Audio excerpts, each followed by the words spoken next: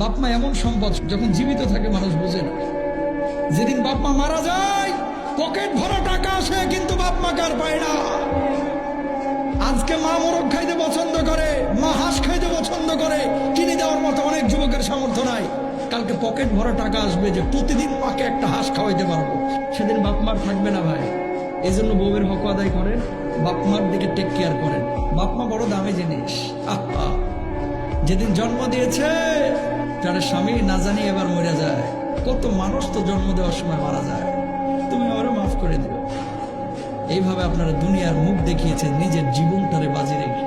অনেক যুবক আছে বাপ মাকে না জানায় পালায় গিয়ে সুন্দরী মেয়ে বিয়ে করে ফেলায়। কথা বলেন ঠিক কিনা? বাপ মারা কষ্ট দিন না, বড় কষ্ট করে আপনার জন্য। এগুলো আপনি বুঝবেন না, বুঝবেন তখন যখন নিজে বাবা হবেন, বুঝবেন তখন নিজে যখন মা হবেন। তখন বুঝে আর কোনো লাভ হবে না, ততদিনে মা কবরে চলে গেছে।